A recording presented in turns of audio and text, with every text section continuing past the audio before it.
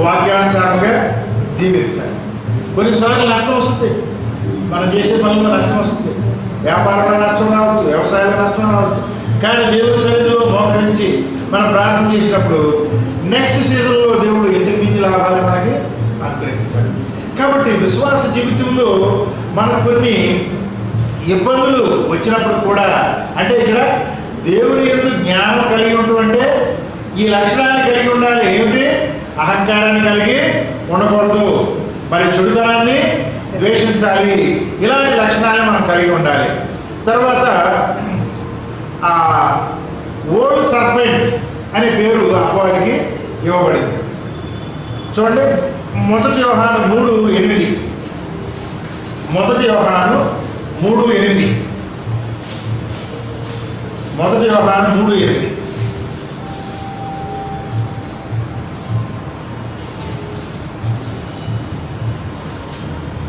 మొదటి యోహాను 3:8. అపవాది మొదటి నుండి పాపం చేస్తున్నాడు కనుక చేయవాడు అపవాది సంబంధం. అపవాది యొక్క క్రియలను బయపరచడానికి దేవుని ప్రవర్తిస్తున్నాడు.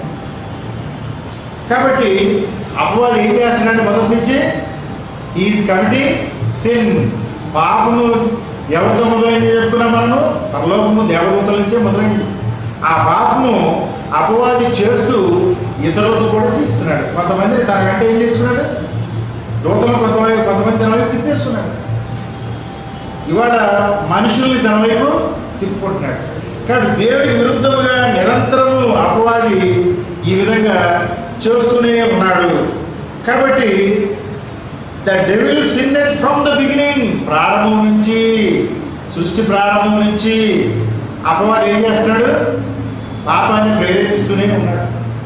తర్వాత ఫర్ దిస్ పర్పస్, చూడండి ఇక్కడ, ఫర్ దిస్ పర్పస్ అపవాది ఏం చేస్తున్నాడు? మొదటి నుంచి పాపాన్ని పెంచుతున్నాడు. అక్కడ గోధుమలు తెలబండి. అపవాది దొంగలు ఏం చేశారు? వచ్చి గురుగులు జల్లేశారు. ఇప్పుడు గురుగులు వేరు చేయాలంటే ఏమన్నాడు? ఎదగనిమన్నాడు. అంత్యకాలంలో కుమారుడు వచ్చి వాటిని వేరు చేస్తానంటున్నాడు. చూడండి, తెలుగు చదవండి, అక్కడ ఏముంది? దాన్ని పూర్తి చేయండి. 3:8.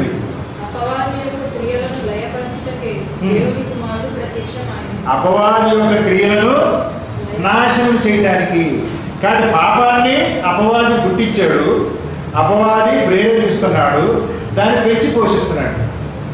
మెస్సయ్య ఏం చేస్తున్నాడండి? దాన్ని నాశనం చేయడానికి వచ్చాడు. నాశనం చేయడానికి వచ్చిన ఆయన యుద్ధం చేసేవాడు ఏం చేస్తాడు? సాధారణంగా ఎదుటివాడు చంపుతాడు, యుద్ధం చేసేవాడు. కానీ మెస్సయ్య తన యుద్ధంలో మొట్టమొదటిగా ఏం చేశాడు? తాను సమర్పించుకున్నాడు. ఆ యుద్ధంలో తనతో పాటు పనిచేసే వాళ్ళందరూ శారీరకంగా వాళ్ళు నష్టపోవాలి, వాళ్ళ శ్రమలు అనిపించాలి, వాళ్ళ ప్రాణాలను కోల్పోవాలి. ఆత్మ సంబంధమైన యుద్ధంలో మనం గెలవాలంటే శారీరకంగా మనం చాలా నష్టపోవాలి. ఈ నష్టము కొంత అయిపోయిన తర్వాత ప్రకటన గ్రంథంలో అక్కడ ఆ మిఖాయేలు మన ఎన్నో అధ్యాయం అది 20:19 22 చూడండి ఒకసారి.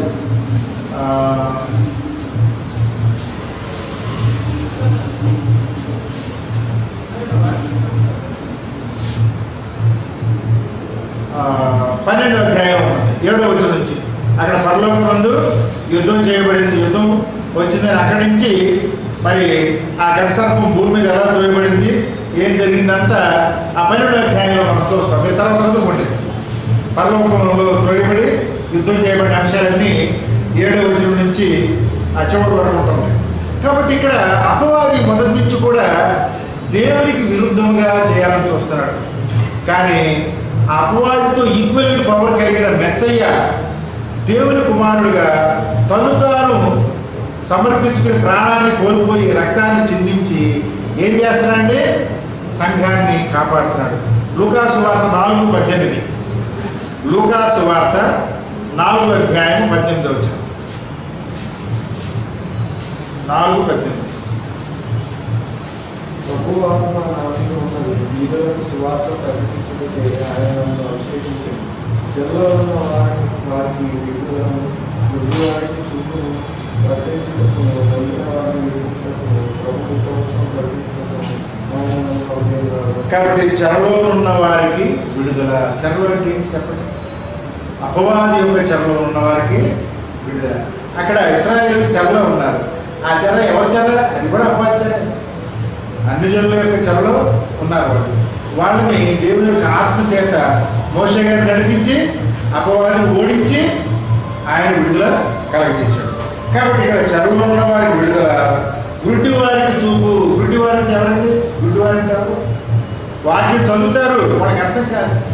కాబట్టి వాక్యాన్ని సరిగా విప్పి చెప్పే విధంగా, సత్యాన్ని మరి వివరంగా చెప్పే విధంగా మెస్సయ్య నేనే మార్గమును సత్యమును జీవమని అని చెప్పి వెళ్ళాడు. దాన్ని మనం సరిగా అర్థం చేసుకోవాలి. తర్వాత ఏమంటాడు? నలిగిన వారిని, అంటే ఆయనతో పాటు ఆయన పరిచర్యలో కష్టపడుతున్న వారికి విడుదల కలగజేయడానికి ఆయన లోకంలోకి వచ్చాడు. కాబట్టి మనము ఈ యొక్క అపవాది క్రియలను లయపరచడానికి మెస్సయ్య శిష్యులుగా మనం ఏం చేయాలండి? సత్యాన్ని కలిగి ముందుకు కొనసాగాలి. మరి ఎఫెసీయులు రాసిన పత్రికలో ఏముంది అక్కడ? ఎఫెసీయులు రాసిన పత్రిక 6వ అధ్యాయము 13 నుంచి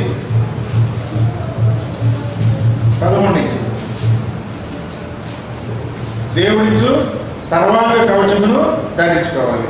ఏమిటది? నడవడికి సత్యము, పాదానికి సమాధాన సువార్త అనే జోడులు, తర్వాత విశ్వాసం అనే డాలు, తర్వాత రక్షణ అనే శిరస్త్రాణము, విశ్వాసం అనే డాలు పట్టుకుని సిద్ధంగా ఉండాలి. కాబట్టి అపవాది వాళ్ళ దేవుడి సన్నిధిలోంచి బయలుదేరి దేవుడికి విరుద్ధముగా పనిచేస్తున్నాడు. అదే దేవుడి సన్నిధిలోంచి బయలుదేరిన ఇంకొక ప్రధాన దూత అయిన మెస్సయ్య మనకి తోడుగా ఉండి ఆత్మీయ యుద్ధాన్ని ఆయన నాయకుడిగా ఉండి నడిపిస్తున్నాడు. కాబట్టి ఆ యుద్ధంలో మనం పాల్గొని మరి మెస్సయ్య తరఫున విజయాన్ని ఆయనకు అనుగ్రహించే వారిగా ముందుకు కొనసాగుదాం. దేవుడి వాక్యాన్ని దీవించుగాక.